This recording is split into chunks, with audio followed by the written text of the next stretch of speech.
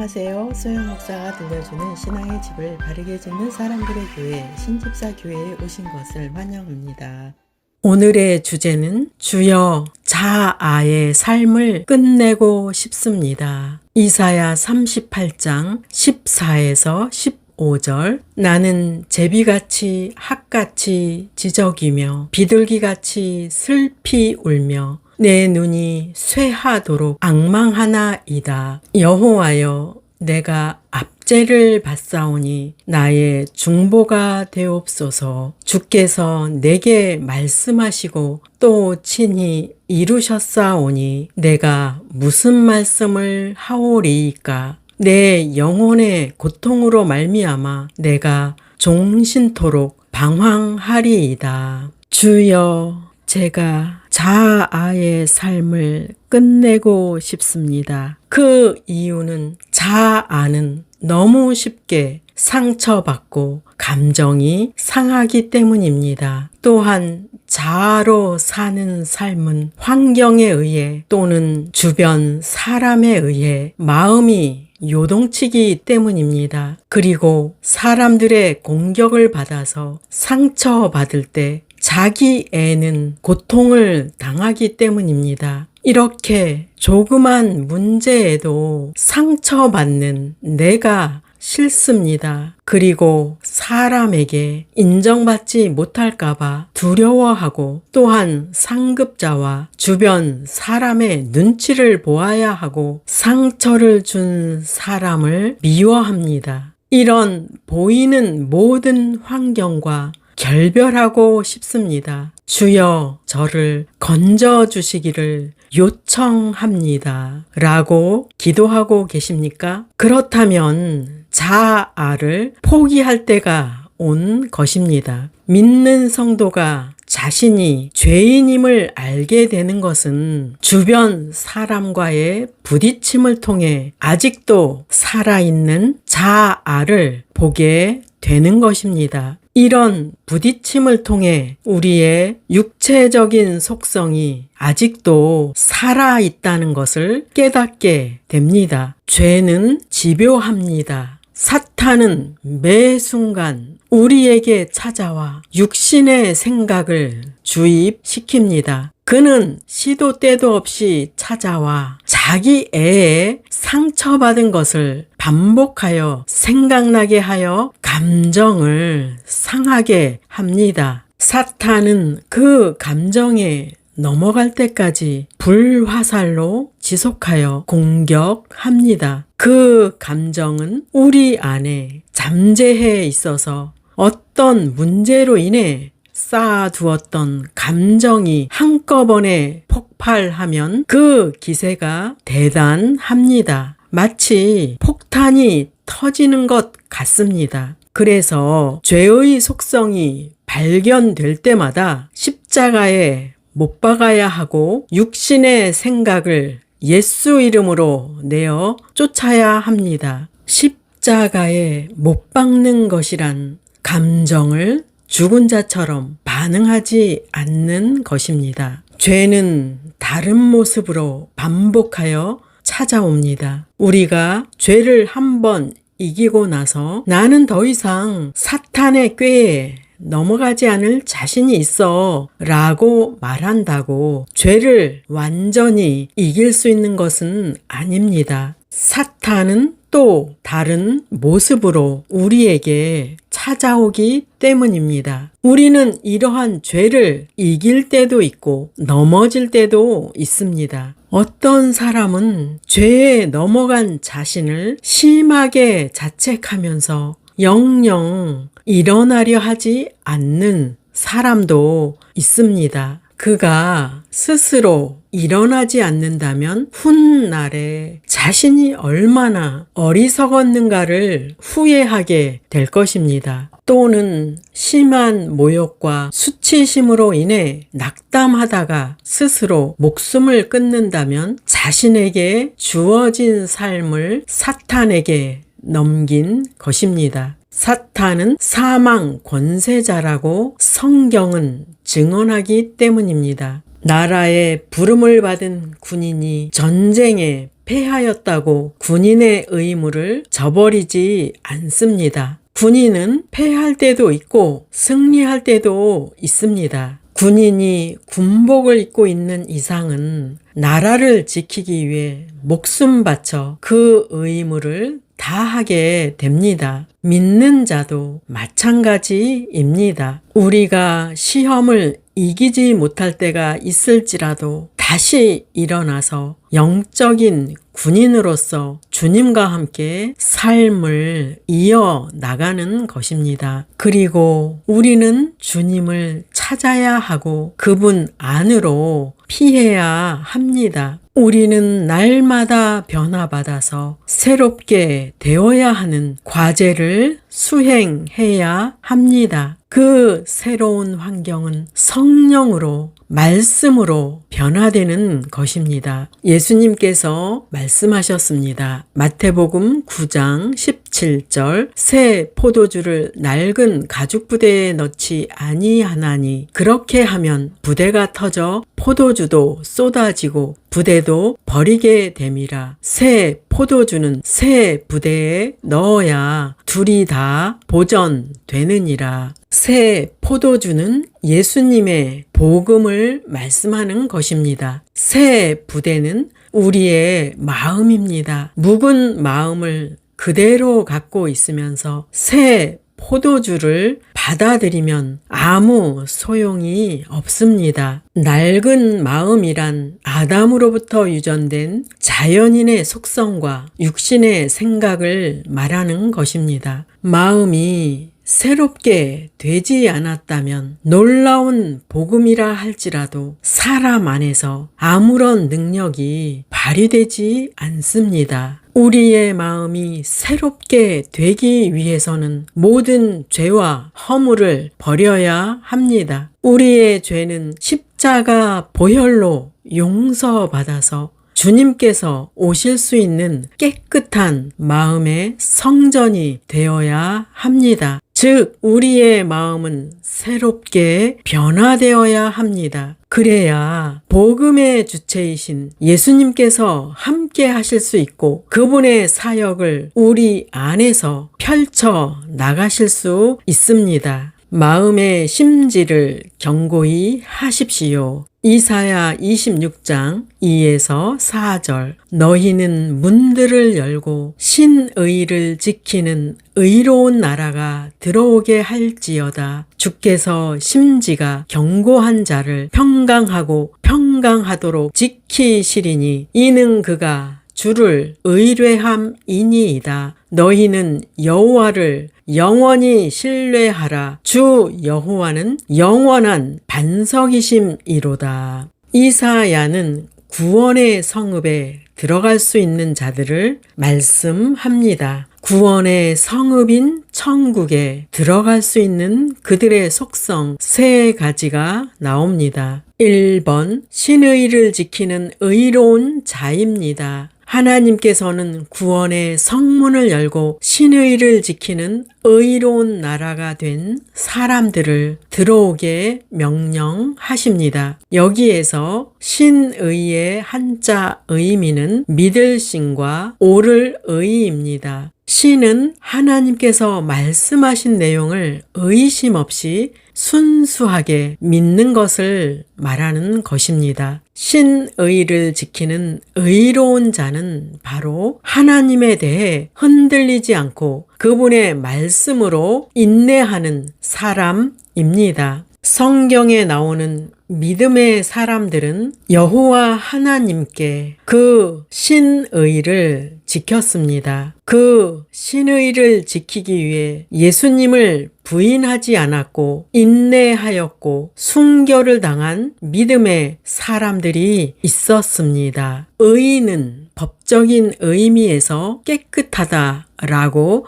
선언을 받아서 곧 칭의의 상태가 된 사람을 말합니다. 그 의란 그가 지은 죄가 용서받아서 깨끗게 된 사람을 말하는 것입니다. 이 말씀은 예수님의 보혈로 용서받고 칭의를 받아서 의롭게 된 모든 사람을 의미합니다. 예수님을 믿지 않고서는 결코 이런 역사가 나타날 수 없습니다. 예수님은 사람으로 오셨지만 성령으로 잉태되어 오신 분으로 하나님의 아들이십니다. 그래서 예수님을 믿게 된 것도 우리 스스로 믿은 것 같지만 성령께서 오셔서 우리에게 역사하신 것입니다. 의로운 나라라는 표현은 누구든지 의롭다라고 선언을 받은 사람들이 하나님의 나라를 형성한다는 말씀입니다. 세상에서는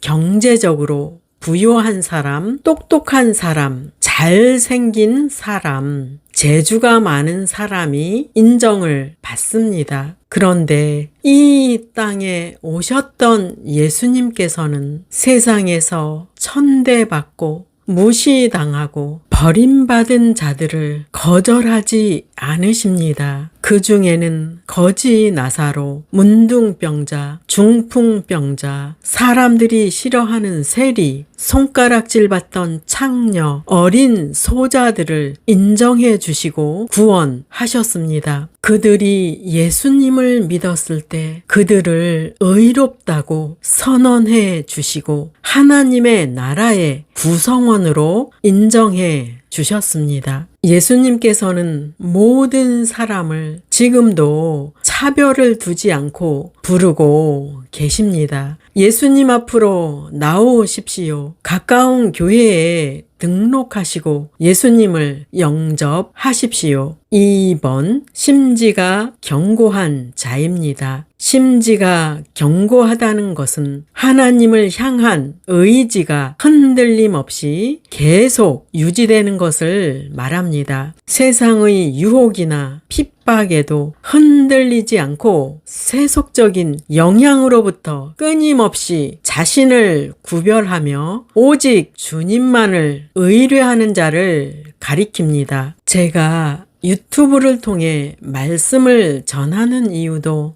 애청하는 분들의 믿음의 심지를 견고케 하기 위함입니다. 그래서 세상의 유혹을 뿌리치고 세속적인 영향의 힘에서 벗어나는 지혜를 전달하는 것입니다. 여러분 모두가 말씀을 듣고 오직 주님만을 의뢰하는 심지가 견고한 성도가 되기를 축원합니다. 그 결과로 하나님의 약속의 복인 평강에서 평강으로를 체험할 것입니다. 이 평강은 우리가 주를 신뢰하는 믿음이 클수록 더욱 넘치게 받을 것입니다. 여러분, 주님의 말씀을 믿고 신뢰하는 큰 믿음을 갖기를 바랍니다. 이러한 믿음의 신뢰가 강했던 사람들이 있습니다. 그들은 바로 예수님께서 이스라엘에서 공생의 사역을 하실 때였습니다. 그들은 의에 대하여 목마르고 줄인 자들이었습니다. 그들은 가족들도 싫어하여 버린 자들로서 어느 누구도 돌아보지 않는 천한 자들이었습니다. 그들은 예수님만이 그런 질병과 비참함에서 구원하실 수 있는 분으로 확신하였습니다. 그래서 남의 눈치도 보지 않았고 주님을 지금 찾지 않으면 안 된다는 절박함으로 예수님을 소리쳐서 불렀습니다. 그들은 예수님을 신뢰하고 소리쳐 찾음으로 질병과 비참함에서 치료받고 영혼 구원까지 받았습니다. 그들은 주님의 평강을 체험하였습니다. 3번 주 여호와를 의뢰하는 자입니다. 주 여호와라는 의미는 성경에서 가장 강조적인 형태로 구원자 하나님을 가리키는 고유한 이름입니다. 그러므로 영원한 반석이신 여호와를 의뢰하는 자는 구원의 왕국인 천국에 들어갈 수 있는 것입니다. 여러분도 누군가가 여러분의 존재를 인정할 때 여러분에게 있는 것을 나누어 줄 것입니다. 반대로 여러분을 무시하고 인정하지 않는다면 있는 것도 감추고 나누지 않을 것입니다. 우리는 삼위일체 되시는 하나님을 인정해야 하고 그분의 능력을 인정해야 하고 그분을 의뢰해야 합니다. 갈릴리 가나에서 혼례가 있었습니다. 요한복음 2장 3에서 5절. 포도주가 떨어진지라 예수의 어머니가 예수에게 이르되 저들에게 포도주가 없다 하니 예수께서 이르시되 여자여 나와 무슨 상관이 있나이까 내 때가 아직 이르지 아니하였나이다. 그의 어머니가 하인들에게 이르되 너희에게 무슨 말씀을 하시든지 그대로 하라 하니라. 마리아는 예수님께서 하나님의 아들이신 것을 알았습니다. 그래서 혼례에 포도주가 떨어진 문제를 예수님께서 도움을 주시기를 바라는 마음으로 저들에게 포도주가 없다라고 하였습니다. 유대 풍습에는 잔치 중에 포도주가 떨어진다는 것은 잔치에 참여한 손님에 대한 예의가 아니었습니다. 아마도 우리나라 결혼식에서도 음식이 떨어져도 같은 문제가 생길 것입니다. 그러한 문제는 잔치를 주관하는 가정에서 결혼 준비가 부실했다는 평가를 받을 것입니다. 마리아는 예수님께서 하나님의 아들이신 것을 알았기에 도움을 청하였던 것입니다. 여러분은 지금 이 땅에 살면서 우리에게 남기고 가신 예수의 이름을 사용하고 있나요? 찬송가 가사가 생각이 납니다. 슬픈 마음 있는 사람, 예수 이름 믿으면 영원토록 변함없는 기쁜 마음 얻으리. 예수의 이름은 세상의 소망이요. 예수의 이름은 천국의 기쁨일세. 예수의 이름은 우리가 도움을 청할 수 있는 이름이요. 우리를 구원하시는 이름입니다. 본문에서 예수님은 대답하셨습니다. 여자여 나와 무슨 상관이 있나이까 내 때가 아직 이르지 아니하였나이다. 내 때라는 말은 예수님께서 제자들은 모았지만 아직은 사역을 시작할 때가 아니라는 말씀입니다. 마리아는 하인들에게 너희에게 무슨 말씀을 하시든지 그대로 하라 라고 순종할 것을 요구하였습니다. 마리아는 예수님을 자신이 잉태하여 낳았지만 남자와 여자의 성적 결합으로 낳지 않은 것을 스스로 잘 알고 있었습니다. 그 의미는 예수님을 하나님의 아들로 알았다는 의미입니다. 마리아는 예수님을 하나님의 아들로 믿고 있었습니다. 그래서 마리아는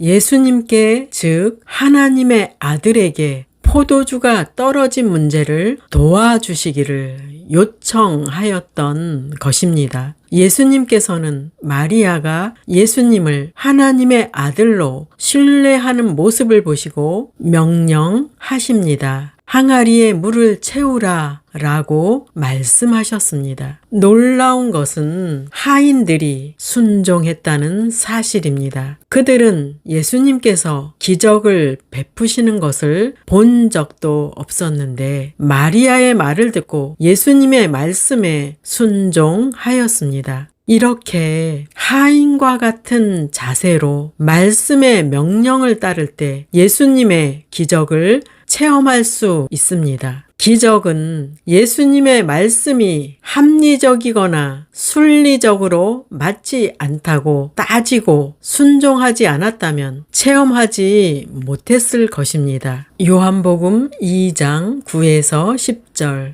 연회장은 물로 된 포도주를 맛보고도 어디서 났는지 알지 못하되 물 떠온 하인들은 알더라. 연회장이 신랑을 불러 말하되 사람마다 먼저 좋은 포도주를 내고 취한 후에 낮은 것을 내거늘 그대는 지금까지 좋은 포도주를 두었도다 하니라. 하인들은 예수님께서 시키신 대로 항아리에 물을 떠서 연회장에게 가져다 주었습니다. 그들이 예수님의 말씀에 순종하였을 때 놀라운 기적을 보고 체험을 하였습니다. 그 기적은 맹물이 아주 맛 좋은 포도주로 변해 있었습니다. 여러분은 지금까지 이 땅에서 사는 동안 예수님을 어떻게 대우하셨나요? 마리아는 예수님을 하나님의 아들로 전지전능하신 분으로 대우하였습니다. 그래서 그 가정의 문제를 말씀드렸고 하인들에게도 예수님의 말씀에 순종하라고 지시하였습니다. 우리가 삶 위에 하나님을 어떻게 대우하고 신뢰하고 순종하는가에 따라 우리는 그분의 한이 없으신 능력과 권세를 체험하게 될 것입니다. 예수님은 성령으로 당신과 함께 계심을 믿으십시오. 예수님께서 지금 당신의 질병과 문제를 해결하실 수 있는 능력 있는 분으로 대우하십시오. 적용할 말씀입니다. 1번. 신의를 지키는 자가 되십시오. 어떤 환경이 와도 문제가 생겨도 세상이 무너져도 삶 위에 하나님을 향한 신의를 지키십시오. 2번. 심지가 견고한 자가 되십시오.